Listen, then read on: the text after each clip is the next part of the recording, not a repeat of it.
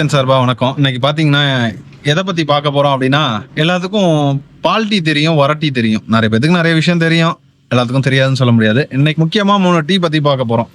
என்ன டீ அப்படின்னா, கிராம்பு டீ, அப்புறம் செம்பருத்தி, ஹைபிஸ்கஸ், ஆவாரம்பூ டீ. இதை 3 பத்தியும் இன்னைக்கு விரிவா பார்க்க போறாங்க. அதுல என்னென்ன நன்மைகள் இருக்கு, அது குடிக்கிறதுனால நமக்கு என்னென்ன பெனிஃபிட்ஸ் கிடைக்குது உடம்புக்கு அப்படின்றத ஒரு சுருக்கமா பார்க்கலாம். வாங்க பார்க்கலாம். கிராம்பு டீ குடிக்கிறதுனால எனக்கு என்னென்ன நன்மைகள் இருக்கு நம்ம உடம்புக்கு அப்படின்றத பார்க்கலாங்க. டீ அப்படின்னா இப்ப கிராம்பு டீ எப்படி பண்றது அப்படின்னு யோசிப்பீங்க. ஒண்ணும் இல்லைங்க, நம்ம கிராம்பு இருக்கு இல்லைங்க, அந்த கிராம்பை வந்து சுடுதண்ணி நல்லா கொதிக்க வச்சுட்டு கிராம்பு ஒரு கிளாஸ்க்கு ஒரு 7-8 கிராம்பு போட்டு நல்லா கொதிக்க விட்டு நல்லா அதை ஒரு டீயா குடிக்கலாம். சுகர் வேணும்னா சுகர் போட்டுக்கலாம், நாட்டு சக்கரை, வெள்ளை சக்கரை போடாதீங்க. இல்ல அப்படின்னா சுகர் போடாம குடிச்சிங்க அப்படின்னா ரொம்ப நல்லது. என்னென்ன இதுக்கு நல்லது அப்படின்னு பாத்தீங்கன்னா, உடல் எடையை குறைக்கிறதுக்கு வந்து இந்த கிராம்பு டீ குடிக்கலாம். அதுக்கப்புறம் பாத்தீங்கன்னா, அந்த பல்வலி, பல் ஈறு வீக்கம் இந்த மாதிரி இருந்துச்சுன்னா உங்களுக்கு இந்த கிராம்பு டீ குடிக்கலாம். அப்புறம் பாத்தீங்கன்னா, நோய் எதிர்ப்பு சக்தி. இது நம்ம ரெகுலரா நம்ம கிராம்பு டீ எடுத்துக்கிட்டோம் அப்படின்னா நோய் எதிர்ப்பு சக்தி இருக்கும், எந்த நோயும் வராது, ஒரு எதிர்ப்பு சக்தி உடம்புல இருக்கும்.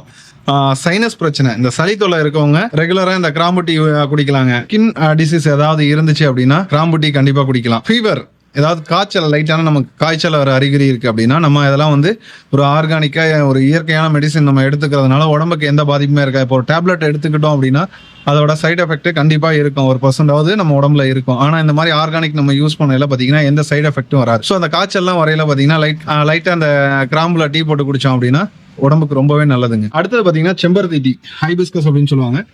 அந்த டீ அது எப்படி பண்ணணும்னு பாத்தீங்கன்னா, நல்ல ஒரு பாத்திரத்துல தண்ணியை நல்லா சுட வச்சுட்டு, நமக்கு இப்போ ஒரு 200 மில்லி கிளாஸ்ல ஒரு கிளாஸ் வேணும் அப்படின்னு பார்த்தீங்கன்னா, நல்லா ஒரு 5-6 பூ எடுத்து நல்லா செம்பருத்தி பூ, நல்லா நாட்டு ரகம் செம்பருத்தி பூ, நம்ம ஹைப்ரிட்லாம் போடக்கூடாது, நாட்டு ரகம் இதில் போட்டு நல்லா கொதிக்க வச்சு லைட்டாக லெமன் புழிஞ்சு விட்டு அதில் எடுத்து வடிகட்டி நாட்டு சர்க்கரையோ தேனோ நம்ம யூஸ் பண்ணி நம்ம கலந்து குடித்தோம் அப்படின்னா அருமையாக இருக்கும். ஃப்ளேவருக்கு வேணும் அப்படின்னா ஏலக்காய் பிடிக்கிறவங்க அது ஏலக்காய் ஃப்ளேவர் பிடிக்கிறவங்க ஏலக்காய் போட்டுக்கலாம், கிராம்பு ஃப்ளேவர் பிடிக்கிறவங்க கிராம்பு போட்டு குடித்தோம் அப்படின்னா அருமையாக இருக்கும். ஸோ இந்த மாதிரி அது குடிக்கிறதுனால நமக்கு என்ன பெனிஃபிட் அப்படின்னு பார்த்தீங்கன்னா, அந்த நம்மளோட ஹார்ட் இருக்குது பார்த்தீங்களா, இது வந்து நம்ம நிறைய பேருக்கு ஹார்ட் வீக்காக இருக்குது அப்படின்னு சொல்லுவாங்க. எதனால் அப்படின்னு பார்த்தீங்கன்னா, ஒரு சத்து குறைபாடு தாங்க.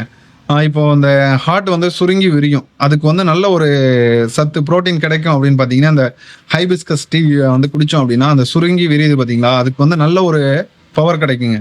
அதே மாதிரி இந்த ப்ரெஷர் வந்து ஹை ப்ரெஷர் இருக்குது பார்த்தீங்களா, அவங்களுக்குலாம் வந்து ஒரு லெவலுக்கு வந்து மீடியமான லெவலுக்கு மெயின்டைன் பண்ணணும் அப்படின்னா இந்த செம்பருத்தி டீ வந்து ரெகுலராக குடிக்கலாம். இதை டெய்லி வந்து நம்ம சாப்பாட்டுக்கு முன்னாடி வெறும் வயிற்றுல ஒரு கப் எடுத்துக்கிட்டோம் அப்படின்னா ரொம்ப நல்லதுங்க.